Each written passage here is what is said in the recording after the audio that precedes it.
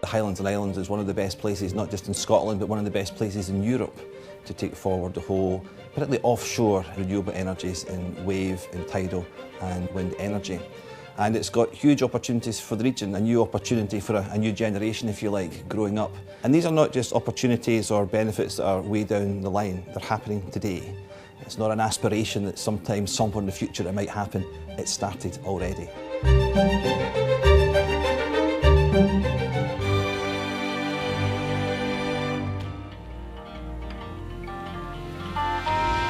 The Scottish Government has done a huge amount to try and put in place the infrastructure that the marine energy industry requires. In particular, the National Renewables Infrastructure Plan has looked at what are the ports and infrastructure that Scotland requires if it's to fully capitalise on its position as a global leader in offshore renewable technologies. Ports are being upgraded at the moment. There are people making investments in vessels.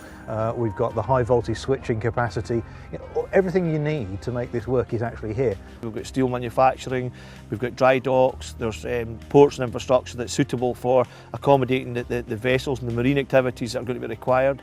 There's skills such as underwater diving centre in Fort William that's got one of the finest diving centres and training schools in the world. I think that those are the kind of infrastructure and skills to support what we're doing potentially for the renewable energy sector. It's a great opportunity for Scotland, and it's a great opportunity for the Highlands and Islands to have an active participation in the emergence of this sector. We'll see over the next few years even more investment in infrastructure, and I just foresee an increased ramping up of the whole sector.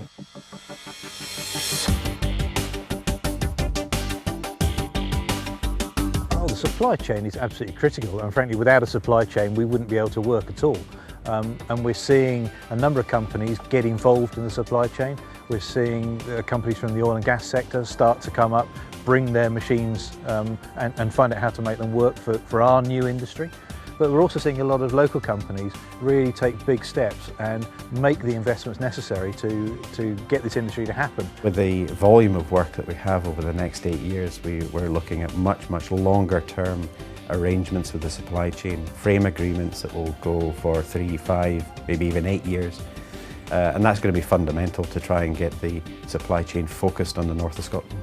We, for the last 34 years, have depended heavily on the local resources, and they've delivered every time. The supply chain is key to the delivery of our projects, not only when we come to the construction and operational phase, but also through this very important development phase, which will take us through the next 2 or 3 years.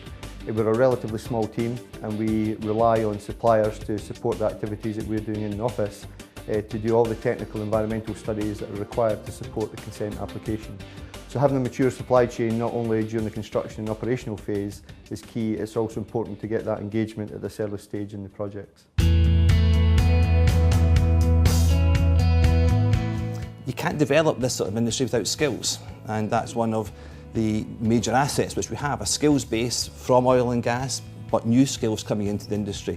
And it's really exciting to see new initiatives taking place. And here in Thurso at North Highland College, we've recently opened 2 major new facilities.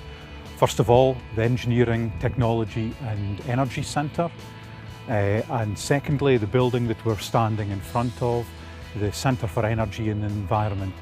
And the combination of these facilities provides us with a platform to deliver the research, the education and training that will support the development of the renewable energy sector here in the north of Scotland.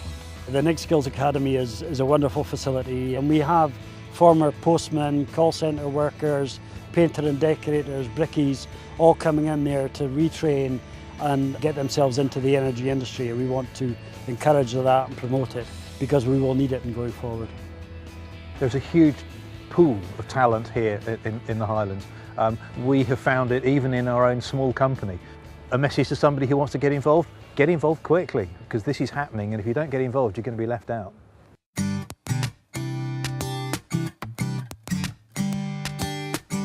research and development is absolutely at the core of what we do.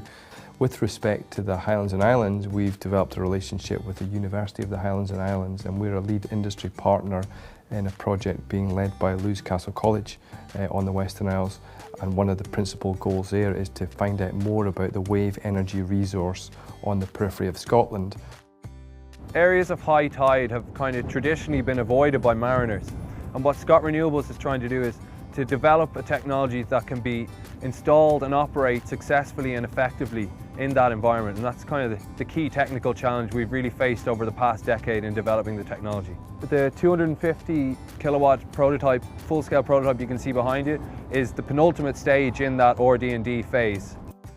Research and development is our bread and butter. We're really involved in this sector because the machines that are being brought along to EMEC are research machines. They're often the first of type anywhere in the world that are being put in the seas here. So we see research and development right on the cutting edge.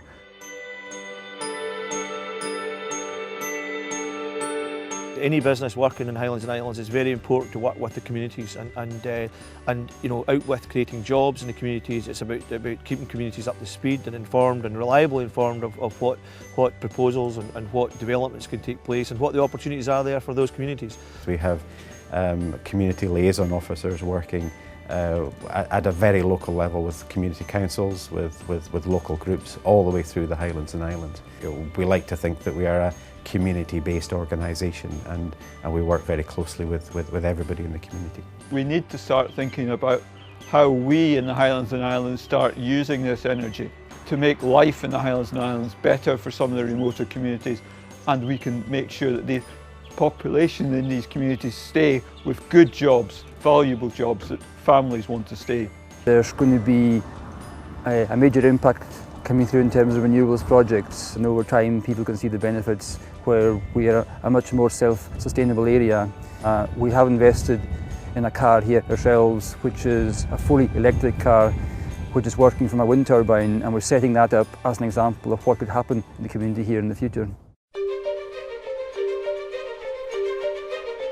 We've got the ports, the infrastructure, the business environment which is supportive of all of that. We're investing in the skills that we know local businesses and inward investors will be looking for to grow their businesses. That's already there. A research base that can work with developers here, with the whole industry to take forward ideas. We have the enterprise area status, which is an additional incentive to come and locate here. So a whole range of benefits, of opportunities, of reasons to come and invest in Highlands Island. And it's also quite a nice place to live as well.